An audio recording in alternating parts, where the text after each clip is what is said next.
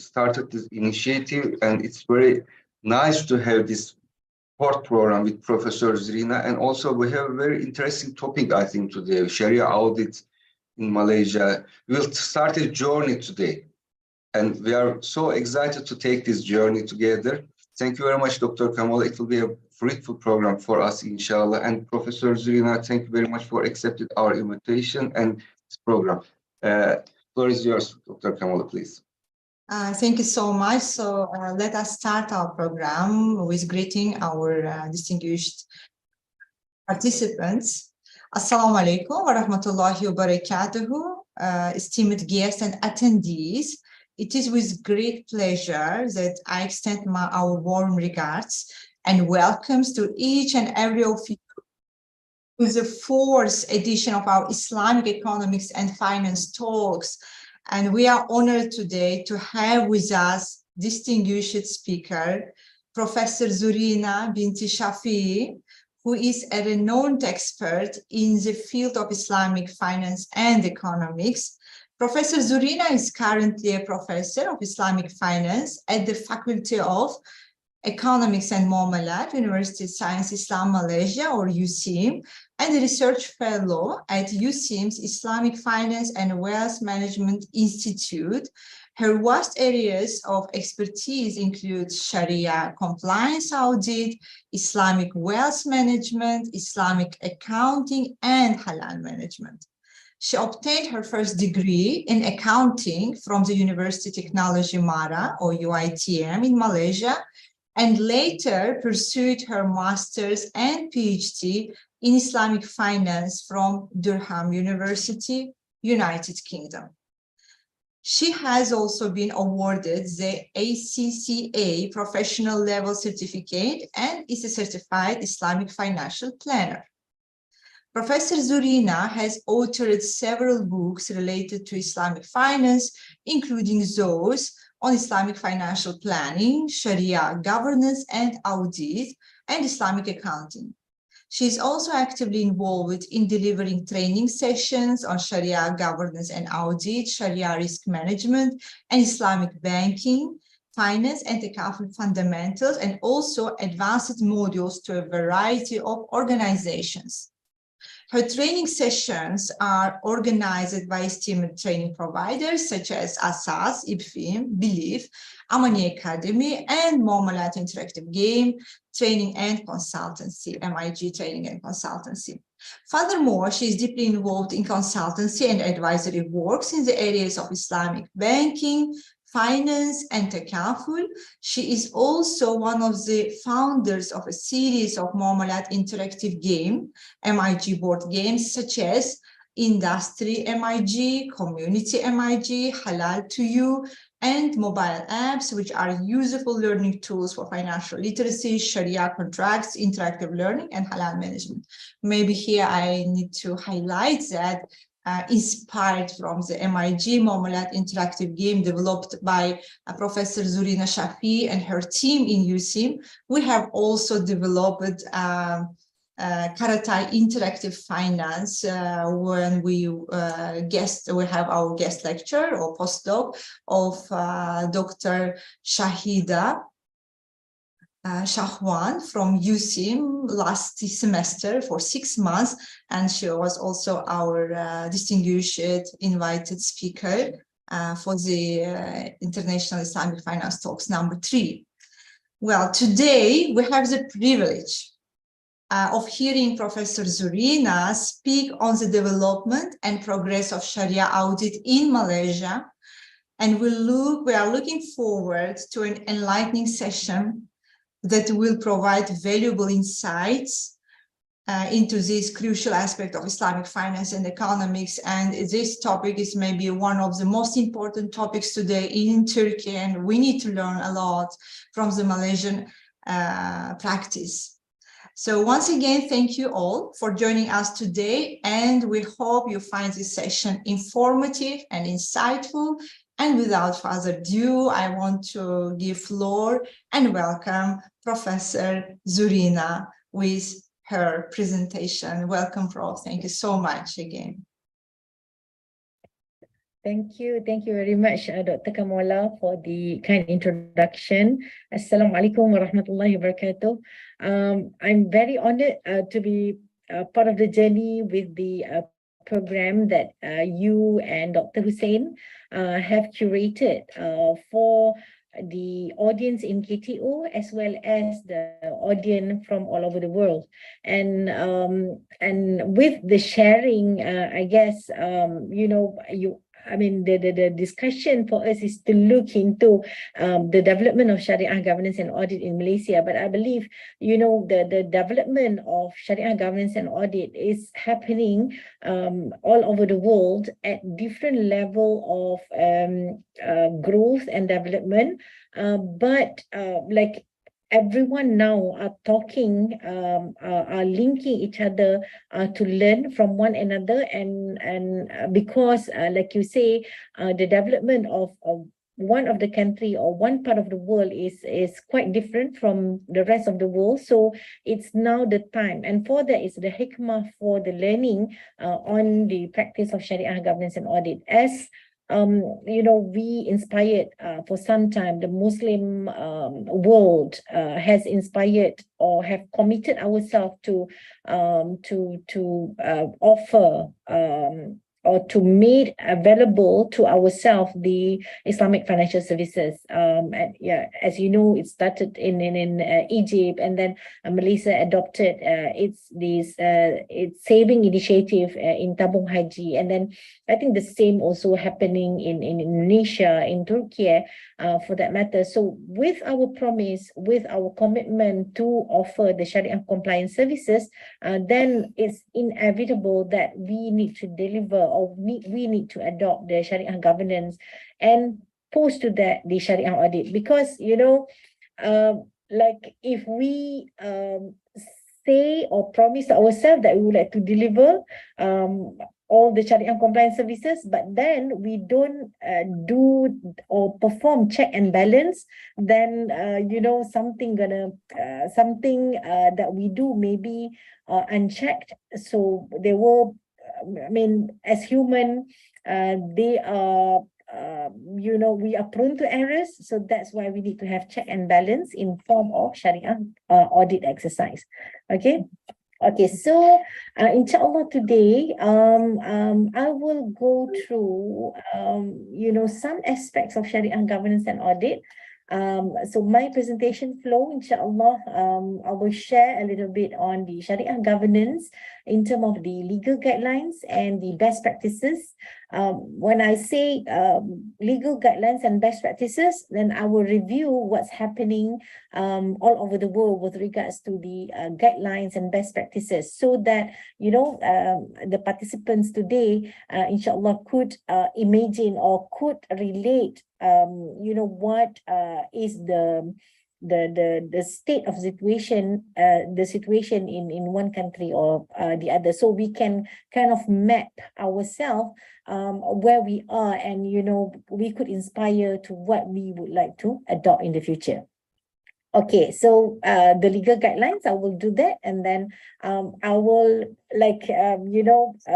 some sharing on Sharia audit for those who would like to have some technical knowledge a little bit. So I will not disappoint you. So I will brief a little bit on Sharia audit scopes and planning. That is, on the how to do it. Okay, first I will look on, why we do it, and then how we do it by focusing on the Sharia audit scopes and Sharia audit planning. And then we will discuss a little bit on the development of external Sharia audit, because later you will know that, the practice of Sharia audit, most of it are in form of the internal practices, means that internal auditors who will perform the Sharia audit. But now the development of the industry is moving towards the external assurance, means that there will be more independent quality, more transparent, because the party who will be conducting Sharia audit are the external parties who are not related in any way to the organization. So it will lend credibility or independence to the practice. Okay, inshallah, we go to slides number 3, where this is what I say that I would like to highlight the Sharia governance best practices all over the world. I'm sorry, Pro. Okay. Are you sharing your slides or should we share the slides? Yes, please. Can you please share? Okay, sure. Brother Sinan, can you please share the slides and go to the slide number 3.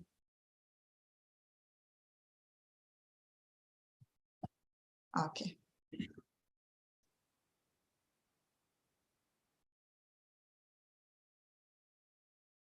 Thank you, Brother Sinan. Yeah, I briefed the flow, the Number 3. presentation flow now. Yeah, and yeah, we go to this. Okay, we start first at the what we have at the global level. Okay, Sharia governance best practices are being offered by the IOFI, which is Accounting and Auditing Organization for Islamic Financial Institution and Islamic Financial Services Board. By hearing to the name, you know that this organization, it guides the governance and audit and accounting as well as risk of Islamic financial institution. Means that it focus on financial institutions, but of course not only financial institutions that offer Sharia compliance services, right?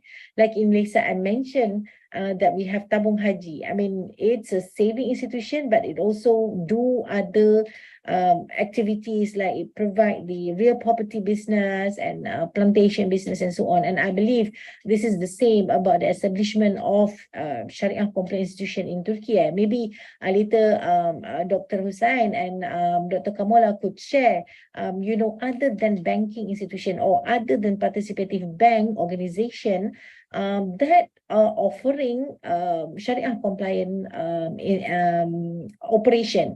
Like over here in Malaysia, we have other institutions. For instance, we have the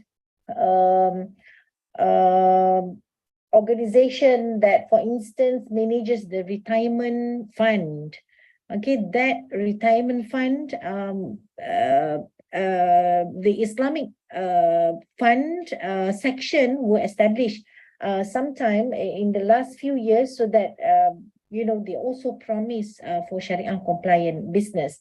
So yeah, it started, I think, the development of Sharia governance with the financial institution, but then later it is being mimicked by other institutions that offer more than financial services. Okay, and the other financial sectors regulators also provided or issued policies and guidelines. Means that not only the IOFI and IFSB issued their guideline, but the regulators all over the world. For instance, Malaysia, been active in issuing the Sharia governance guidelines, started in 2010, and then it has its own, the revised version back in 2019. And after that, or even before that, Pakistan is famous for the adoption of Sharia audit by its regulators, for instance. So they are quite firm with the practice of external Sharia audit, for that matter, because the regulator itself go and audit the players of the industry, unlike to what we have in Malaysia, where the internal auditors of the organization will perform the Sharia audit and report to the regulator. So Dr. Kamala, the practice of diverse, means that like in Malaysia, the Bank Negara Malaysia, or the regulator, has empowered the institution itself to perform the Sharia audit and then report to Bank Negara. In Pakistan, on the other hand, is the regulator who acts as the external auditors of the institution that it regulated. Although but of course, as regulator, Bank Negara also do and come and perform the thematic review or their own audit every year, but then that is the regulator thing. In addition to that, they also empowered, like I said, the internal Sharia auditor to perform Sharia audit and report to Bank Negara. Okay, and we have currently, quite current, the adoption or the issuance of Sharia governance in UAE. And we have Oman issued its own Sharia governance back, I think, like 7-8 years ago, quite some time that it issued the Sharia governance and audit. And we have Brunei also issued its Sharia governance. And interestingly, Brunei has also issued its own internal Sharia audit framework, ISAF. So it learned, the government learned from Malaysia's practices, but further equip themselves with the issuance of the internal Sharia audit framework, which is not something that Malaysia has done. Okay, so Malaysia probably would like to adopt the more organic growth to it. So when the Bank Negara issued Sharia governance framework, it wait for the market to grow organically so that they build their competency in Sharia audit, and then only I would like to regulate further. But with Brunei, they started with the issuance of Sharia governance, and then only for some years later, then they issued the internal Sharia audit framework, which, if you ask me, it's a good practice because it further guide the industry players. Means that they do not have to guess, how to do Sharia audit, what is the reporting of Sharia audit, and what are the scope of Sharia audit. So it's well guided by the regulator. Whereas for Malaysia, the regulator took the route of letting the industry or letting the players to decide for themselves what will be the scope, what will be the relevant processes, with some important guidelines, but not detailed guideline for the industry to adopt. So I'm highlighting just some practices by the regulators. And then Indonesia, another interesting fact for Indonesia, because it issued just last year the Sharia audit guidelines for the non-profit organization Sharia-based institution. Means that it's not really to the bank's institution, but to its Baitul Mal wa Tamwil, and also the Zakat and Wakaf institution. So we could see that Indonesia is, I think, spearheading the practice of Sharia governance and audit, not from the corporate,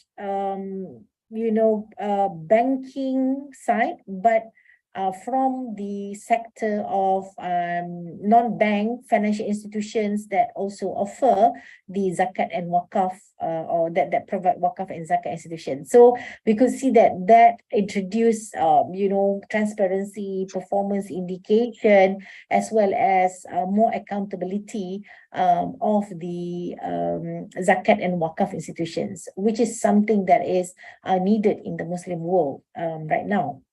Okay, and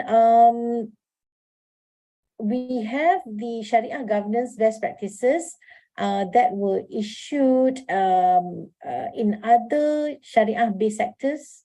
That is, like I said, beyond the financial services realm.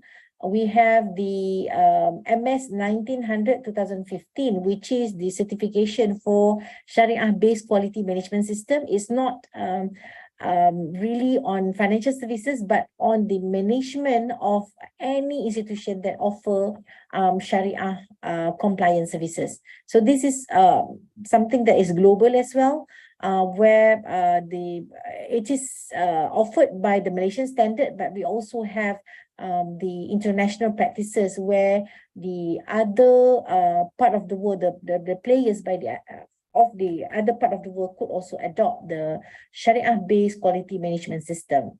And locally, we have the Jabatan Kemajuan Islam Malaysia, which is the Malaysia Development Institution that is a government institution that issued governance guideline on the management of the institutions under its arm. Like you are in Malaysia for some time, right, Dr. Kamala? And we have the halal certification, the logo of Malaysia Halal. Then it's been issued and managed by JAKIM, and also that certification also something that is guided by the Sharia governance and Sharia audit practices as well.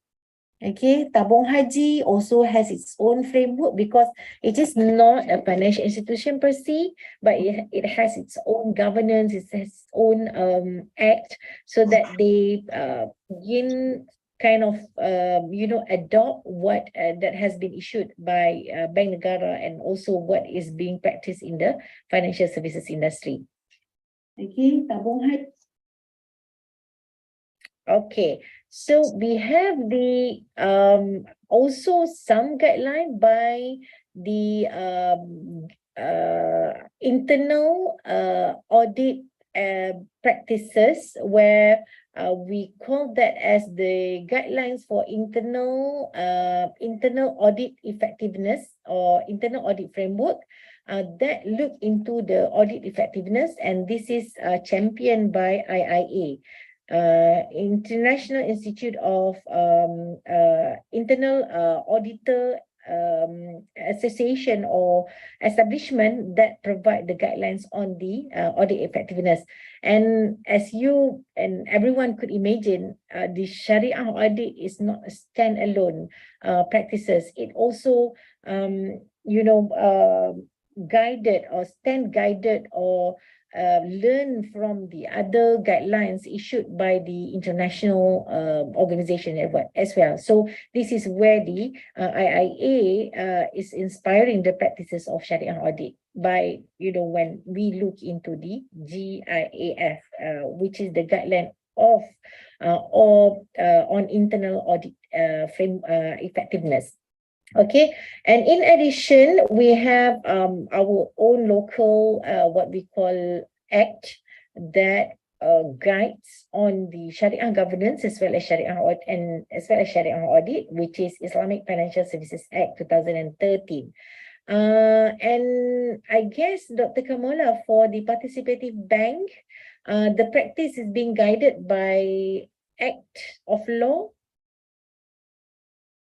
Currently in Turkey, we don't have Sharia governance framework as we have currently, like in Malaysia, or very good example in Brunei. But we have kind of not really act, but lighter legislation on the composition, confidentiality of Sharia board, what is the maximum number of members of Sharia board, and it also distinguishes between the national Sharia board, which was established in 2018 under the roof of TKBB, Association of Islamic Banks in Turkey, with the mandate of BDDK or BRSA, Banking Regulatory and Supervision Agency, which has the role as BNM in regulating and supervising banks here. So when it comes to the detailed guideline, Sharia governance framework, we don't have it yet. So we need to learn a lot from the countries here in your example, Prof, from Malaysia, Pakistan, UAE. But basically what we follow is Sharia governance standards of IOFI, standard number 1, basically, and also IFSB's standard Sharia governance guidelines on the Sharia governance framework, standard IFSB 10. So these are 2 documents which we are currently following.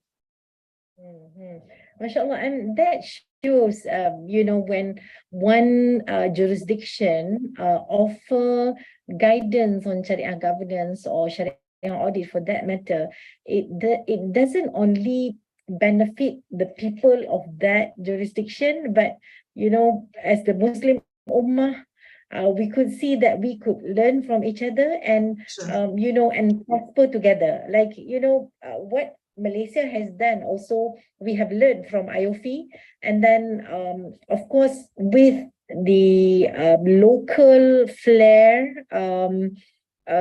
practices, then we have to have something that is that reflect the localities as well. And I think that is the what we call the approach that we could do, because you know, it's no use to reinvent the whole wheel, right? I mean, we can just have the wheel that has been created, and then we kind of beautify it with our own practices, because of the state of the situation in each of the country are not the same. So we need to have thinkers in that country to improve or to make it possible for it to be adopted in the local situation. Yeah, and for so you mentioned about the Sharia advisory or Sharia governance practices was just issued in Turkey in 2018. So it's just quite recently established, right, Dr. Kamula? So perhaps there are a lot of research around it, as well as you know, further development that are being undergoing right now with regards to the practice of Sharia governance and audit in Turkey, for that matter. That's true, Prof. That's true. Actually, the act itself, or the lighter one of act, the kind of legislation, was issued in 2019. It's a really new one. And we have some challenges. For example, when we compare with the BNM Sharia governance framework, currently we have some shortcomings which we criticize a lot, such as one person, the same name, Sharia advice, or like a member of Sharia committee, can take place in more than one bank. So we have a lot of examples when the same name sitting on the Sharia committee boards of two banks, which we know that is prohibited in Malaysia, so that one individual can sit at least in one Sharia committee of the same sector. Like if it is banking sector, so he's permitted to be member of Sharia board of only one bank. So because it is clashing with the confidentiality of the Sharia board. So we have many things to improve, Prof. And I think in my experience, from my readings, from my learnings, Sharia governance framework of Bank Negara Malaysia is one of the best documents which can actually help countries. Like, for example, we have now, besides of Turkey, we have another countries like Uzbekistan, Kazakhstan, Tajikistan, who are very new to Islamic finance, to Islamic banking. They have Islamic banks, but they need to learn a lot from these countries, especially Malaysia. And it was very interesting what you share about the Brunei's ISA, or internal Sharia audit framework. That's also something we need to explore more. Yeah. Yeah, I wanted to mention, when you mentioned about the Sharia committee could sit in more than one organization, and in Turkey, but not in Malaysia, and that after some learning as well, Dr. Kamala, it wasn't like that in the beginning, where we don't have the enough numbers of expertise that could advise Islamic banks, where we have only big names like Tan Sri Daud Bakar, Sheikh Aznan, and you know, the likes. Then you know, the institution or the industry cannot afford to have them to sit in one organization. I mean, they have to do a lot of services to sit in a lot of financial institution. But then as the market grow, and I think I could highlight that one important aspect to it is that the country that would like to adopt Islamic finance has also to develop the competency parallel to the issuance of the services. in Malaysia, we have an organization that trained the Sharia committee as well as the Sharia practitioners, which is referred to as Association of Sharia Advisors, that provide the certification on Sharia to equip or to build the competency of Sharia advisors, and not only Sharia advisors, but also Sharia practitioners. When we say Sharia practitioners, then that includes the people who are in Sharia department, in Sharia compliance review, in Sharia audit, and in the Sharia risk management. So when the market develop and grows, then it grows in terms of the depth of knowledge of the advisors and practitioners, as well as on the breadth of the market, where the competency learning not only happened, or we only do the training,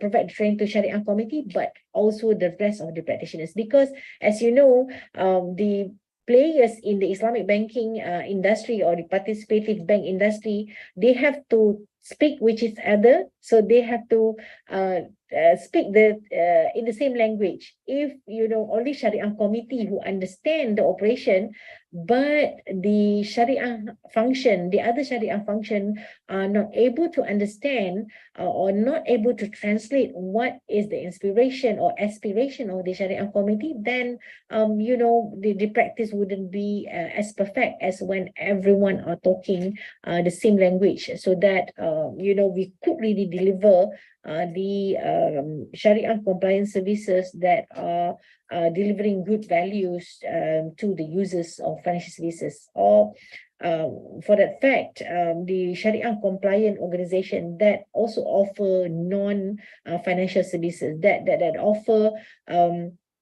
real services, real economic services to the community. Okay. Okay, what the rest, I mean, the slide that comes after that, I put it quite rich in information. That slide, the next slide, Brother Sinan.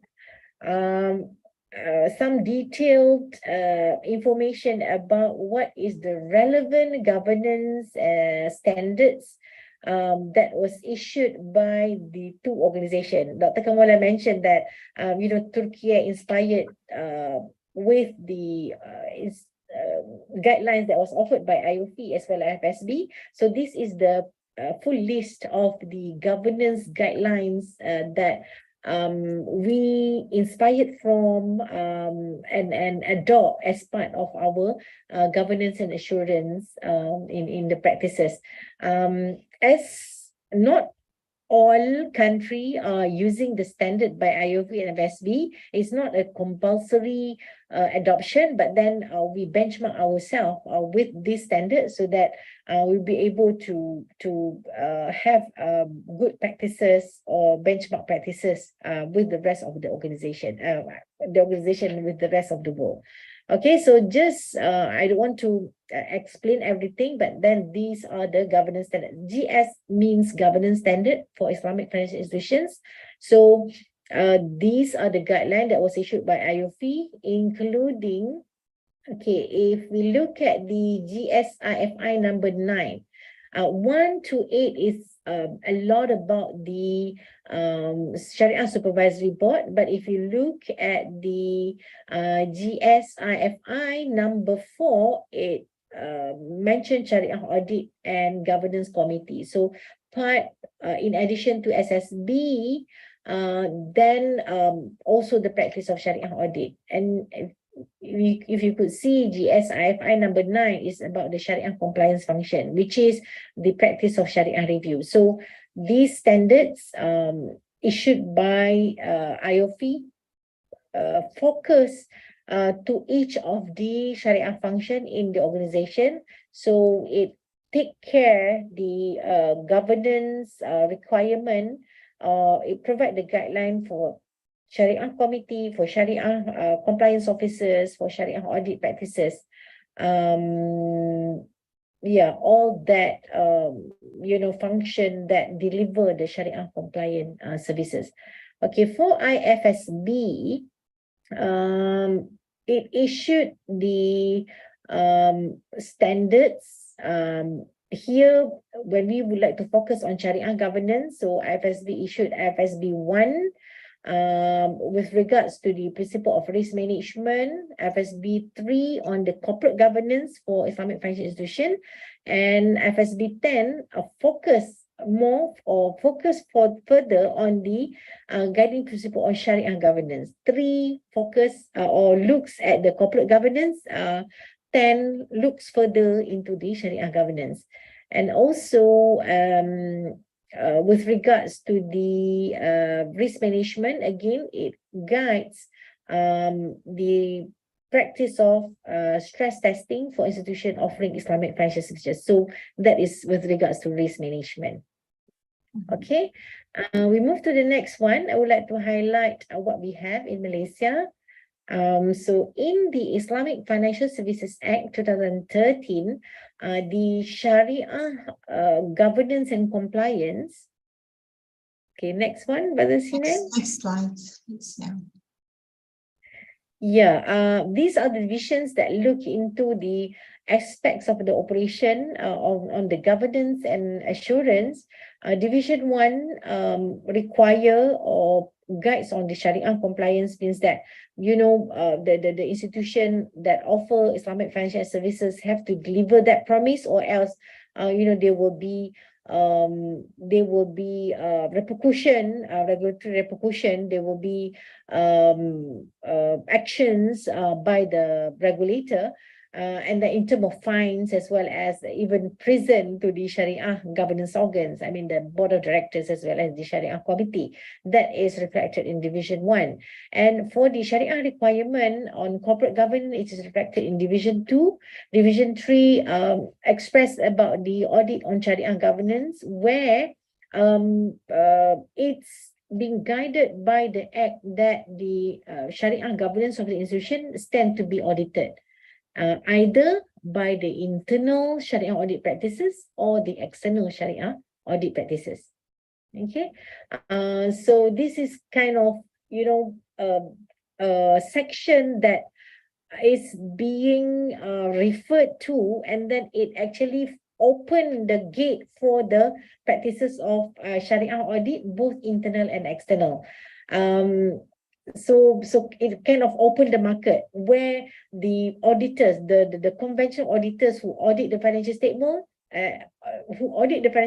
also now quite excited to offer Sharia audit as part of their services of the organization, which is something that is a good development, because previously the audit firms are only providing the assurance for the financial statement, but with the provision of the act, then it says that the Bank Negara could appoint external auditors to audit the institution if Bank Negara do not satisfy with the internal Sharia audit practices of the organization.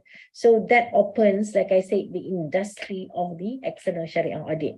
And we will discuss later on how that also opens the certification opportunity to train further the auditors who normally train in the conventional audit, but now they have to undergo certification, because that will results, or that will boost their competency to audit, to provide the Sharia audit services.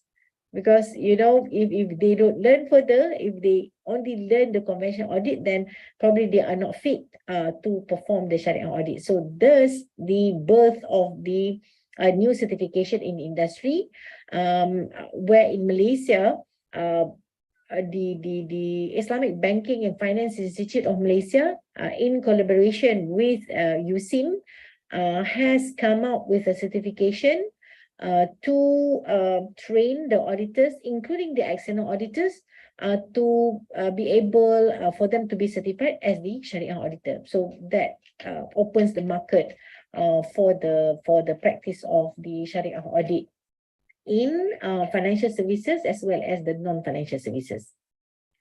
Okay, and that is the act, as I mentioned. Then in addition to the act that was issued, that Bank Negara monitors the performance of the players, Bank Negara itself issued the Sharia Governance Policy Document, which is the second version of Sharia Governance Framework that was issued in 2010, where it further guides the industry on the operation of the Sharia governance and audit, where the key organs include the board of directors, the Sharia committee, senior management. SR is senior management, Sharia review, Sharia audit, Sharia risk, and Sharia research, having the responsibility to execute the Sharia compliance to achieve Sharia-based operating environment. Okay. And next one, just to look from the diagram point of view, the interrelationship between the organ of Sharia governance, which is the party at the middle of the diagram, the board, management, and Sharia committee, that are supported by the Sharia functions. The four functions that at the bottom of the diagram that basically assisting the Sharia governance organ to deliver the Sharia compliant services. Okay, so that is what we have from the practice of the regulators. I briefed to you about what Pakistan is doing, what Brunei has been doing in terms of Sharia governance and audit, and of course what Malaysia has done in order to guide Sharia governance. I provided what IOFI and also IFSB as the international organization has guided the industry on the Sharia governance and audit. And now we look into some governance guideline in the Islamic capital market, where, just now we look into the financial market, now we look into the capital market. So in terms of the Sharia governance practices in the Islamic capital market, in the next slide, there are information about the practice of the how the regulator is guiding the industry to make sure that the investment in the Islamic capital market is Sharia compliant is through the Sharia screening. Okay, next slide, Brother Sinan. Okay, Sharia screening. May I know whether TKBB has also issued similar guidelines, Dr. Kamala, with regards to the screening of stocks listed in Bursa? Not really guideline, but we TKBB has issued standard for the Islamic stocks. Something very, very similar without details, however, which resembles IOFI's Sharia standard on Islamic stocks. So we have that, but there is not much things related on the Islamic capital market, however, yet to be developed. Yeah, well, in Malaysia, the regulator is Securities Commission. It has issued this, back at the time, I mean, tens of years ago, the Sharia screening methodology that was also revised to the current ones, where it provides the guidelines for the practitioners to make sure that the investment that they adopt or that they acquire are Sharia compliant. Means that, like for Islamic banks, for the employee provident fund that is managed according to the Sharia principles, then they have to invest, right? Because they have lots of funds. So in order to invest, they have to select the Sharia compliant stocks.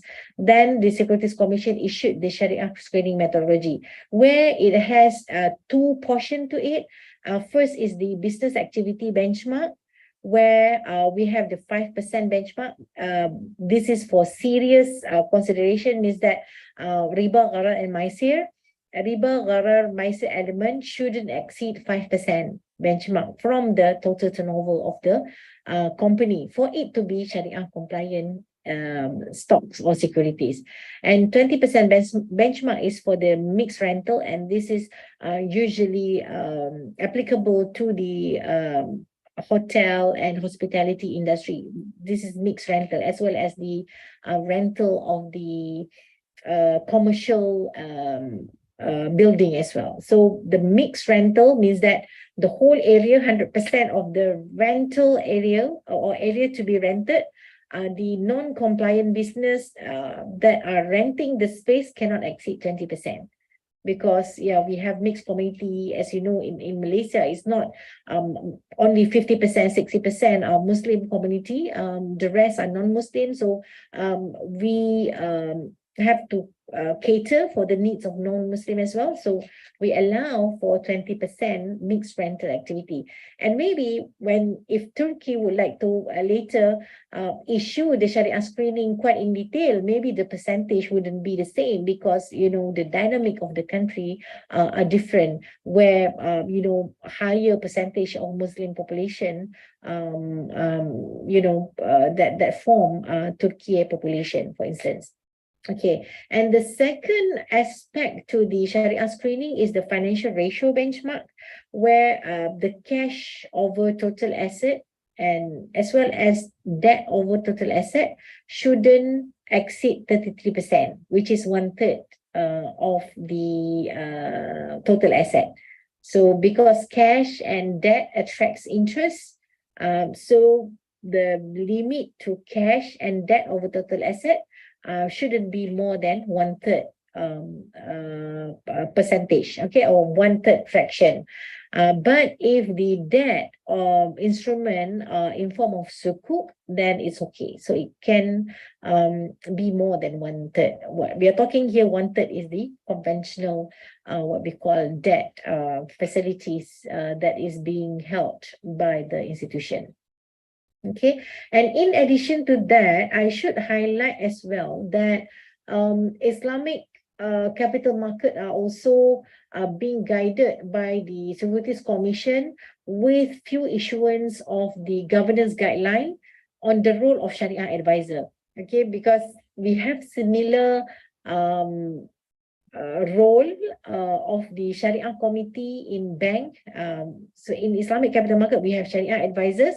And of course, the Sharia advisors will look at the documentation, will provide the approvals and so on. So the Sharia advisors' responsibility in terms of their competency, in terms of their independence and so on are being guided by Securities Commission in many of its guidelines with regards to the Sharia advisor responsibility. Okay, I didn't put that in the slide, but you can refer in the Securities Commission website on the Sharia advisors' role and responsibility, and what they should do, and then what are their competency required and so on. Okay. What comes after in the slides that will continue after what I've briefed to you is unique to Malaysia, where we have the non-bank financial institutions that are being regulated by the relevant party that is at the second or at the third column there, and what are the relevant guidelines. So this is just to highlight to the audience that in addition to the financial sector, we also have the real sector that are operating, that offer Sharia compliance services, and the relevant regulator has issued some guidelines in order to assist the operation of Sharia governance in the institution. So I'm not sure, I mean, maybe Dr. Kamola and Dr. Hussain could share to the audience of, in addition to participative bank, whether the Turkey's government or the corporate institution in Turkey also offer the Sharia-based services that also the regulator are issuing some Sharia governance guideline. So this slide just would like to highlight to you that you know, the regulator of the non-bank financial institutions also provide guidelines, which again, they most of the guidelines refer heavily on the Sharia governance framework by Bank Negara. So that is the starting point, and they develop further to suit their practices. So this is the beauty of it. I mean, people really refer Bank Negara, and then they have their iterations depending on what they have, what business that they have. Okay, for example, Tabung Haji, it has its Akta Tabung Haji, or the law of Tabung Haji, and where it provides the Sharia compliance services. So that's why it has to stand guided with the supervision of the Sharia committee. And then for KWSP, it's only recently offered the Islamic business or Islamic fund management. That's why it's revised in 2019. Then because of that, it requires for the appointment of Sharia committee and the practice of Sharia review and Sharia audit as well. The same thing in cooperative, where we have the cooperative sector where members come together and do their activities that bind them together. Then the SKM is Suruhanjaya Koperasi, that is the Cooperative Commission, has issued the guideline with regards to the Sharia compliance requirement. Then again, this is benchmark heavily with the Bank Negara Sharia governance as well. Okay, and for Ar-Rahnu, which is the pledging of gold and also other what we call precious materials, then it's also being guided by some guidelines issued by the regulator, which is called as the GP25 by SKM, that provides the step-by-step guidelines on the governance of the pledging of the precious materials. Okay, so next is what we have, the guidelines by JAKIM, where JAKIM manage the certification for halal, and you could see at the most right column where we have the standard that is being used by JAKIM in order to manage the halal certification. So it has the halal certification procedure for the halal certification and also for the halal management. And next, we have, I mentioned before about the Sharia-based quality management system. And this guideline is not only applicable to financial institution, and the institution who have the certification could be, you know, hospitals, clinics, hotels that are providing Sharia compliant services. Then they could have, or they could be certified using this standard, and then the stakeholders will be rest assured that the organization is managed according to Sharia principles. So, you know, it's either you have the you are governed by the as the financial services, or if you offer the other products that are complying to Sharia, but then you are not financial services, then the Sharia-based quality management system is something that the institution could adopt. Where when the institution, for example, a private clinic, a private hospital, adopt this Sharia-based quality management system, then the stakeholders are more confident with the practices of the organization, then they could relate to the value, and then they will be confident that the institution follows the Sharia principles, so they are, you know, comfortable with the services provided. Okay, Okay, this is the last one with regards to the institution that adopt the Sharia governance. In Malaysia, we also have the government institutions, I mean, other than banking, other than cooperative. We also have the higher institution saving establishment, and we have the Majlis Amanah Rakyat, which is the institution that champion the development of the Malay communities in Malaysia, where it provides the financing as well as the financing to SME, as well as the financing of education to the public at mass, and then the financing of housing for public sector. This is the financing of the real property for the government servant, which amounting to 6-7 million in Malaysia.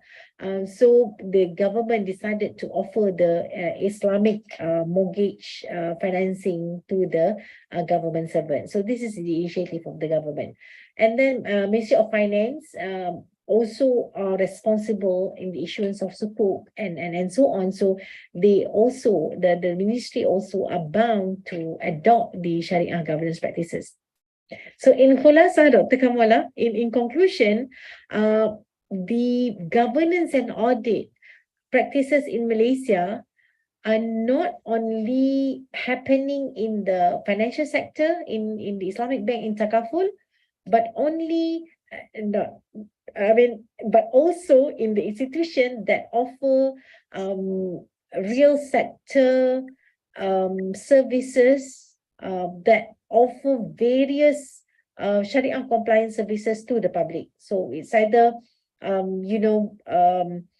halal certification. It's either the company that offer the hospitality services, as well as the hotel services, health services, where they uses also the Sharia governance and audit initiative. So they start with the governance, where they have to have the appointment of Sharia committee, or some appointment of the if in halal we call that the internal halal IHC, internal halal committee. So they don't have the Sharia committee appointment, but some people who are competent come together in a committee, and they provide the advice to the company who has got their Sharia halal certification.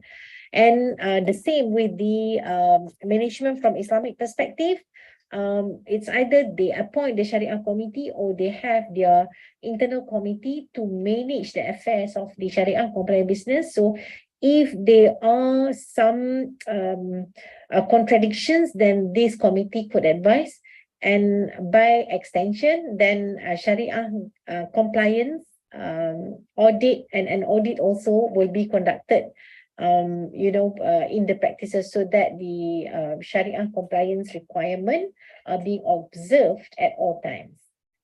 Okay, so Dr. Kamala, with regards to the non-bank financial services, I mean beyond participative bank, what are the initiatives by the government and corporate with regards to the Sharia compliant initiative? Okay, Doctor, we have institutions known as katılım evi, or literally translated as participation houses. These institutions are non-bank institutions, but they will offer the scheme which will enable to their customers to buy houses or vehicle financing. So they provide vehicle financing and house financing. However, these are non-bank institutions. As for the Sharia compliance of these institutions, again, we do have our central Sharia advisory board or Sharia advisory committee. entity, SAC. However, the power of that SAC under the TKBB roof is not same as in Malaysia. For example, this committee will never, at least up to now, up to this point, maybe later on we will learn about that. And actually we need also this external Sharia audit framework, you know, when when central bank of Malaysia, Bank Negara Malaysia can appoint an external Sharia auditor to audit the banks or other institutions. So for up to this point, sorry? Like Catalim institution that you mentioned, it needs to be observed, right? I think all of them need to be observed, because even so, Sharia committee is a committee which is issuing the last report, or the Sharia giving the last agreement or report on the Sharia compliance of the business held by the bank. Still, these people are paid by banks. So again, going back to 2007, 2008, financial crisis, when all these mortgage-backed securities were endorsed AAA by rating agencies who were paid by the institutions. You know, it's creating kind of conflict of interest when the report is given by the committee or institution or anybody which you are paid by. So I believe that this practice of Malaysia, where it is a two-tier Sharia audit, first by the bank, second by the regulator. Up to now, we don't have that. That regulator will never audit the financial statement or Sharia compliance statement issued by the Sharia committee. And I was also surprised when you said that actually, yeah, it is a process. Prof, it is a process, because up to now we have 3 or more names who are sitting in 2 banks Sharia committees. But you mentioned that in Malaysia it was same before, but currently after the new Sharia governance framework it was restricted.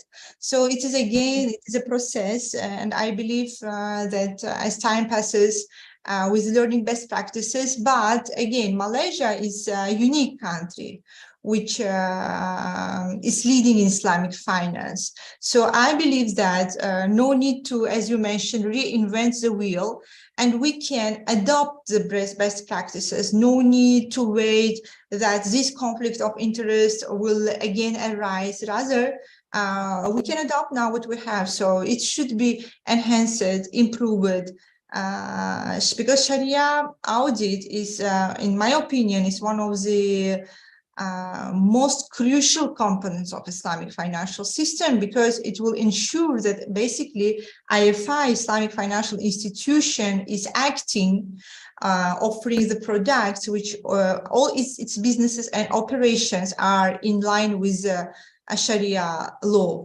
It's Sharia compliant.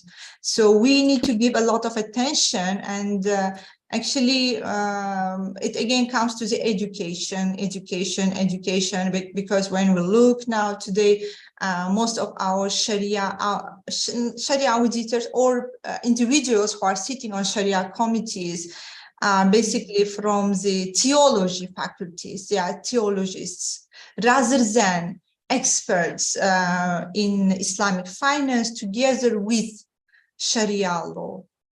They might be good in theology, however, the knowledge of Islamic finance, basically products, Islamic banking products and services, it's not at the desired level. So I think this education part is most crucial now for Turkish counterpart, for the Turkish case.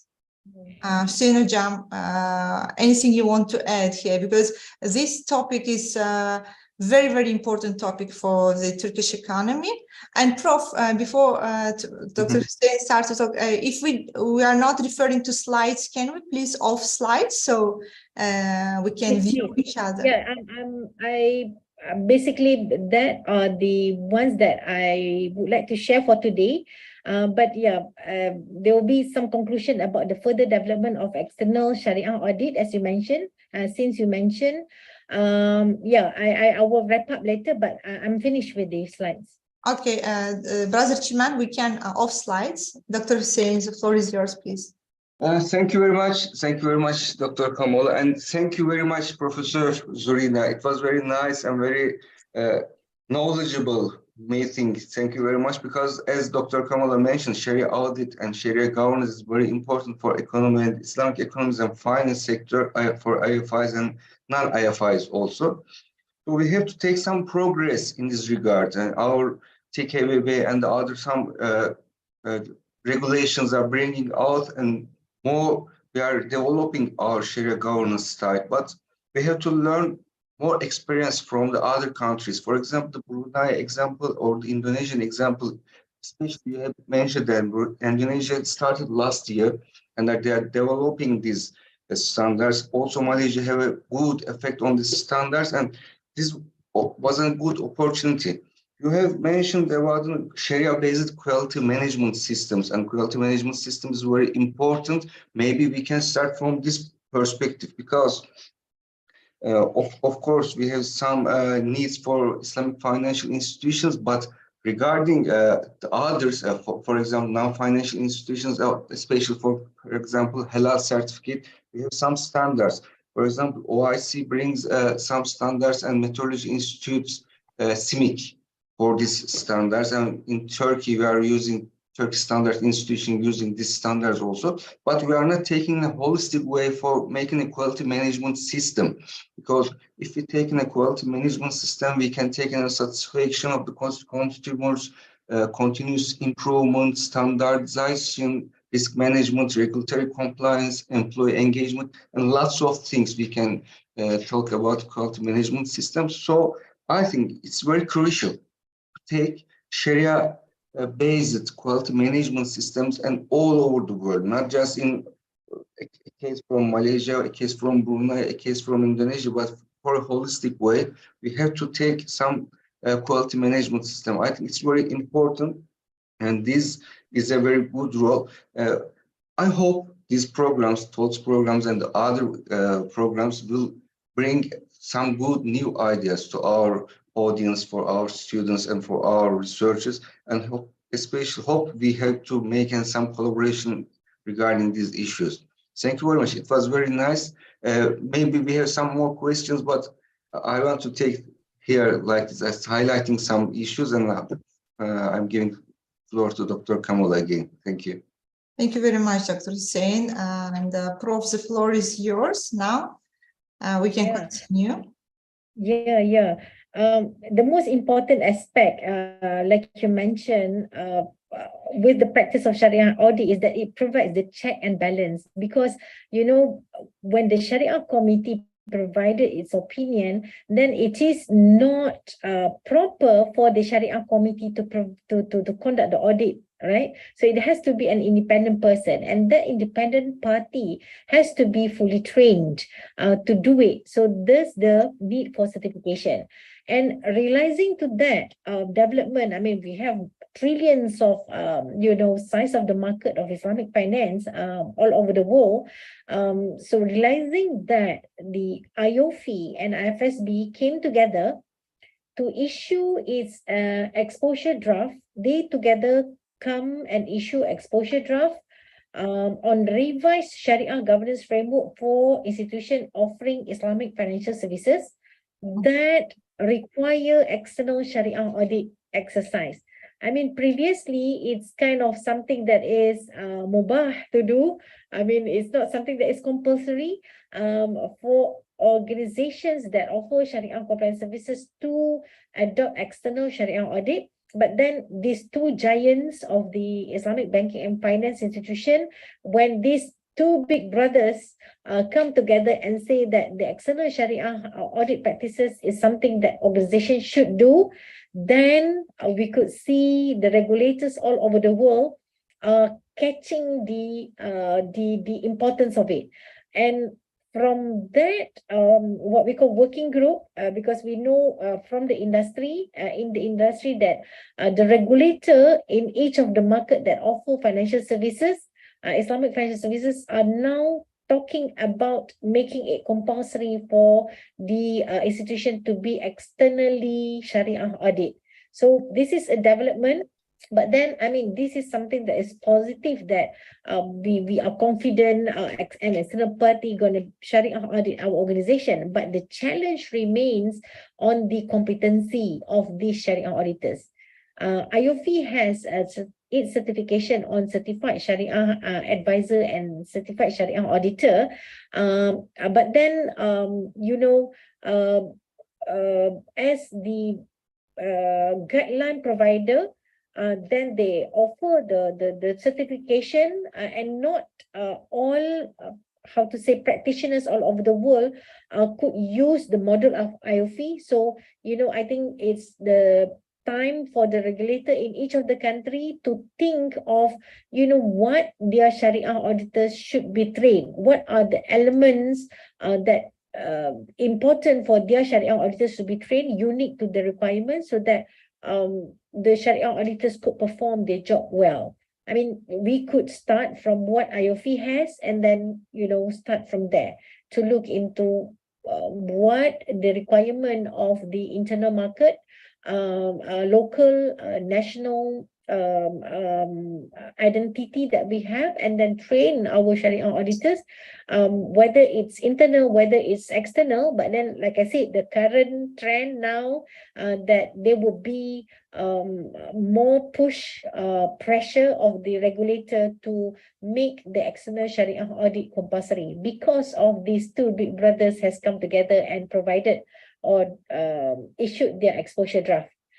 So I don't know. I mean, from Turkey's point of view, who will be the party who need to champion this? I mean, as the educators, we in the university, of course, the trigger of what should be done, how it should be done, could come from us, because I remember still vividly, the Sharia audit practice was something that was pressured by the academic at that time, where we have Prof. Abdul Rahim from IUM, and we in USIM, where we have a group of researchers who are very passionate about the Sharia audit, and we also have some internal auditors who also observe that we need to have Sharia audit exercise, where in 2007, 2008, we didn't have the practice of Sharia audit exercise. And,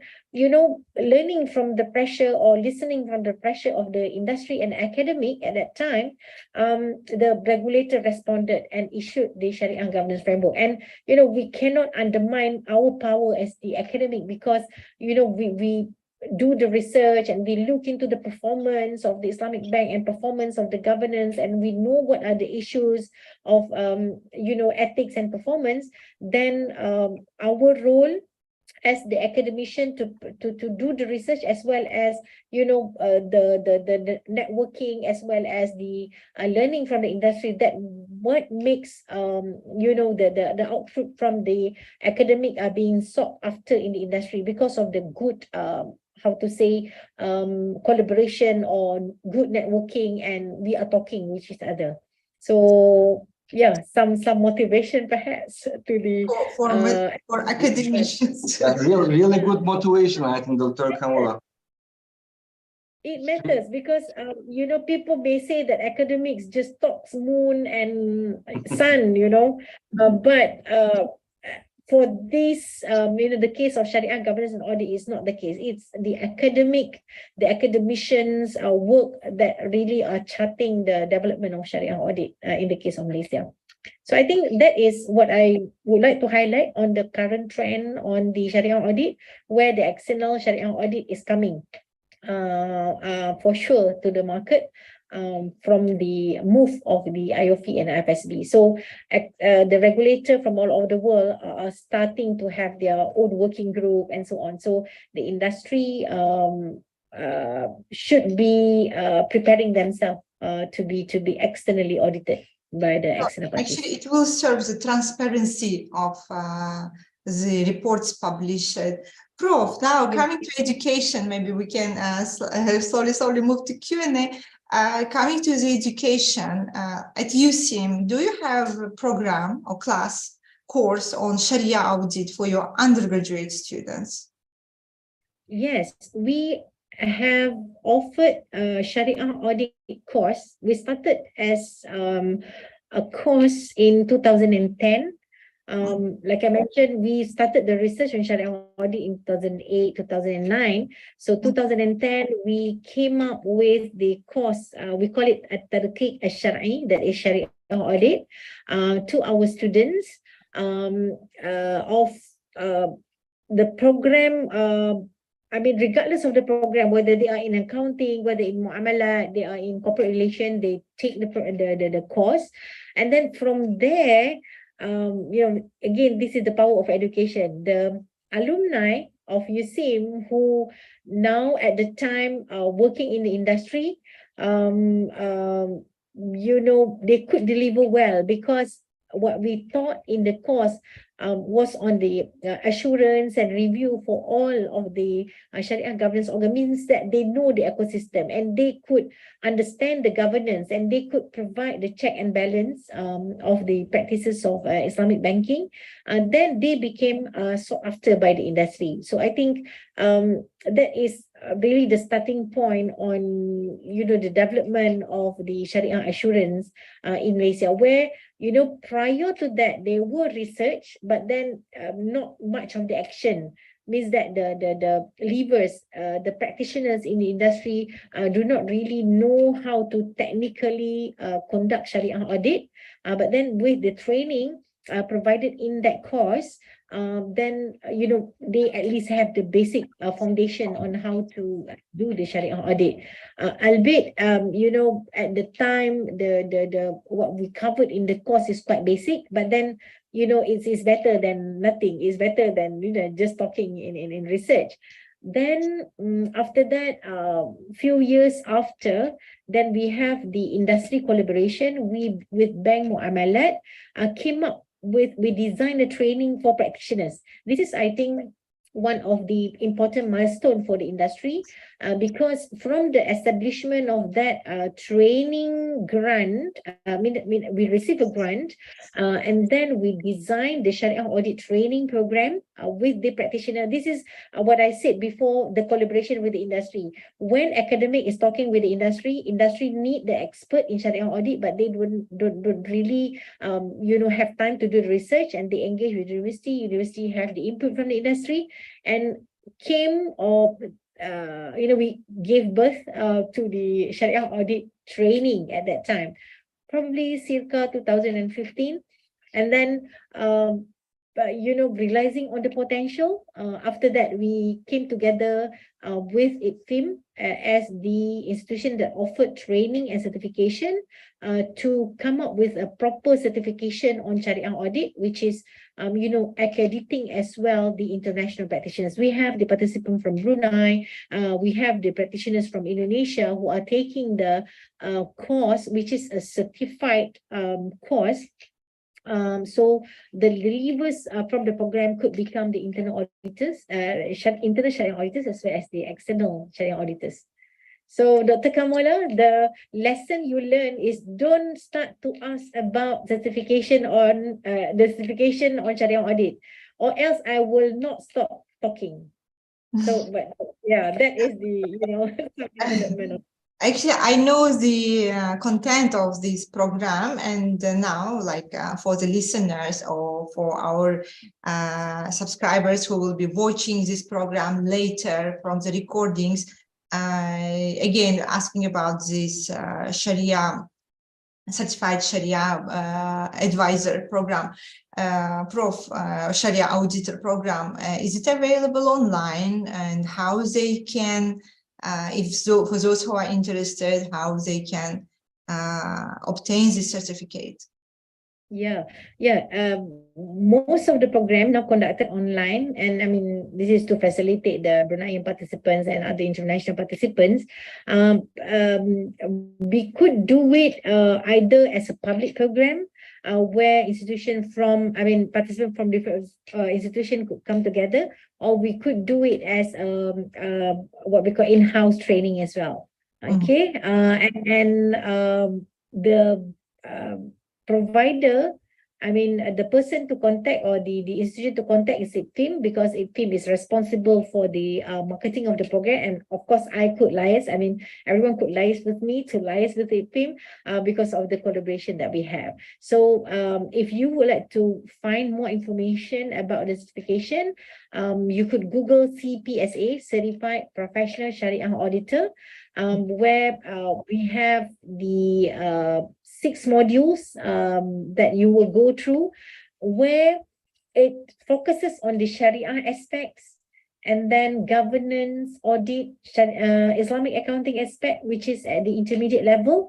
And finally, at the advanced level, the learners will get the technical training on how to become the Sharia auditor through its hands-on exercise in the Sharia audit planning as well as reporting, the final 2 module.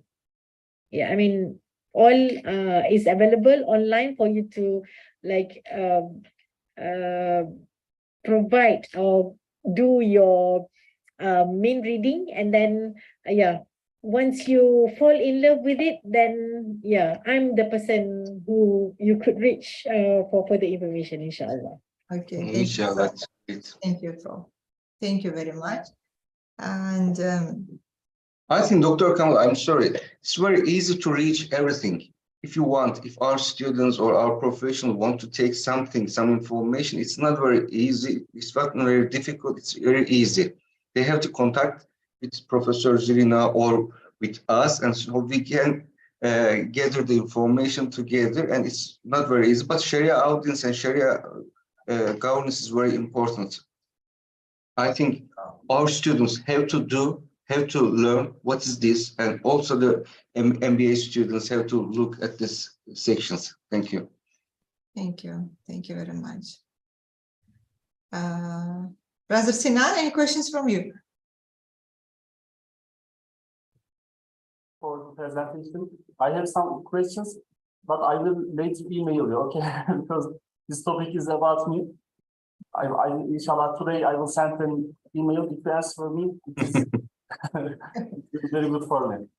Okay, then with that, thank you so much, Prof, for sharing with us this insightful topic. And it was very interesting to hear from the expert on many various topics. We can hear from you about the Sharia, not only Sharia audit, but also Islamic accounting, Islamic finance, MIGs, another maybe topic which we can discuss on the gamification, importance of game in learning Islamic finance, especially Islamic finance contracts for beginners, how successful it is. And we can also share our experience about KIF, Karatay Interactive Finance. These are actually topics for our future talks. And today, again, we were together with Professor Zurina Shafi from USIM. And Prof shared with us about the Sharia audit, the journey of Sharia audit in Malaysia, how it started, and what are the future prospects. And thank you again for everyone, Professor Zurina, Dr. Hussein, Brother Sinan, and all our participants who were watching here. And I think we have one question from YouTube. Okay, let us check. Here are my students, Prof. Basically, these students are writing their final year project, FIP, on the Sharia governance, and they are comparing with the progress in Turkey and Malaysia. So here's a question. Do you think the IOF's governance standard number 1 gives a full-fledged information about the Sharia standardization process, or does it need to be developed? Another question, what is the most striking development, especially after March 2012? Why March 2012? And what is the most important factor in the systemization of the Sharia governance system in Malaysia? Basically, we have these questions from our students. These are graduating students. MashaAllah. I mean, because they are doing the assignment on Sharia governance, so they start to putting their thoughts together, right? I mean, they ask good questions. You know, is the guidance from IOF is something that is adequate, or it needs some changes? I mean, to me, because the standards also have to evolve. Governance standards by IOF, I think, was issued quite some time ago. So that's why I think the IOF is teaming together with IFSB to look or to offer or to issue their a revised version on Sharia governance, where I think to cater for the current development in the industry, in the world, then both of the institutions coming out with the revised version of the Sharia governance, which over there they express that the practice of external Sharia audit is something that they would like to see the compulsory adoption of that practices. So yeah, mashallah, the students now be able to like integrate all their knowledge in the Islamic finance as well, and the governance are looking at the question. So yeah, it needs a revision, and the revision, interestingly, I mean, I never dreamt that IOF going to join together with IFSB to issue the revised version, because you know the regulator, they have the maybe regulator or standard issuer complex, right? I mean, they are the person or the party who always right, but then you know when these parties get together, then it shows that in the spirit of collaboration, we can do better, and we can revise to a better guidelines to guide the industry. Inshallah, this is really one of the milestones, maybe when it comes to Sharia governance, and same collaboration we can continue with institution-wise, university-wise, together with USIM when it comes to the maybe teaching the Sharia audit course together. Like we can have it like online course where our students will also attend, or lecturers even, or maybe we even start with lecturers who are interested in Sharia governance, Turkey-wise, like all over the country. So there are many things when it comes to the collaboration. Collaborations always and always improve and enhance the whole Islamic financial system. So thank you very much, Prof, for your valuable time. And my colleagues. Mashallah, it was a good discussion. It was a good discussion, mashallah. I also learned development from Turkey's side, and then you know what Dr. Hussein was mentioned about the importance of we actually have to develop the ecosystem. It's not only Sharia governance for the financial services, but also ecosystem for Sharia-based quality management system. So we have to start to think beyond financial sector, and then Sharia governance and audit is also applicable to that sector to complete the ecosystem, inshallah. Inshallah. Anything as closing remarks, Dr. Hussein, from you? Oh, thank you very much. I think it's going very long period, but it was very nice, Professor Zurina. It was very good for us. Thank you very much for your participation. Inshallah, we will go on these talks programs, and we have to invite all participants and the audience to other programs. Within 15 days or 2 weeks, we are making a new topic, and we are trying to understand what is going on all around the world. And this week. It's very important. It was about Sharia audit. Thank you very much. And also Dr. Kamal, thank you very much for your good moderation. And it's very, very nice. Thank you very much. Okay, then with that, with thanks to everyone, especially to our honorable speaker, we would come to the end of the session and looking forward to see you, Prof, in our upcoming programs with different titles, inshallah, where we can learn from you again. And with that, I want to close the program. Assalamu alaikum wa rahmatullahi wa barakatuhu, and see you 2 weeks later in our next program. Assalamu alaikum.